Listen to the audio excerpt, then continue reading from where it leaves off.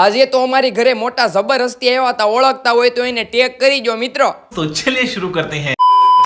સવારના 6 વાગ્યા અમે બધા ભાઈબંધ મિત્રોએ ગલુડી ધામ જવાનું નક્કી કર્યું. આપણે હનુમાન દાદાનું મંદિર આવ્યું ને ત્યાં સવારના 6 વાગ્યામાં ગાડીને કિક મારીને અમે તો નીકળી પડ્યા ને અને ભાઈ વરસાદના ઘોર કાળા વાદળ અંધારા હતા. ગલુડી ધામ પોગીને હનુમાન દાદાના દર્શન કરી લીધા, 2-5 લાખ રૂપિયા માગી લીધા અને હા અમારે થોડું ઘણું શૂટિંગ નું કામ હતું તે પતાવી લીધું. और अभी तो रुको, અમારું શૂટિંગ પૂરું કરી લીધું ને બતકડા હાટું લીધી અમે ગાંઠિયાની થેલી, પણ બતકડા એ નો ખાધી, પછી માછલીને ખવડાવી પડી. ઘરે આવ્યા મારી બેન હાડી બનાવતી હતી. બપોરનો 1 વાગી જો, ખાવાનો સમય થઈ ગયો, ખાઈને ભાઈ હુઈ ગયો.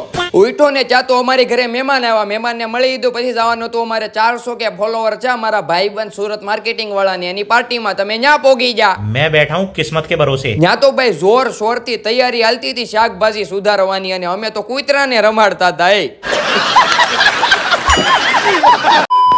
શાક બની ગયું, બધા ભાઈબંધ મિત્રો જમવા બેસી જાય, 5-10 રોટલા દાબી ગયો. ત્યાં તો ભાઈ કેક કાપવાની તૈયારી થઈ ગઈ. એ ડિસ્કાઉન્ટ હાલો ભાઈ, આ ભાઈને તો 400 કે નું સેલિબ્રેશન થઈ ગયું. હવે મારે 20 કે નું સેલિબ્રેશન જલ્દી કરવાનું છે, એટલે ફોલો કરી ગયો અને રાતે અમે 2 વાગે ઘરે પોગી જા.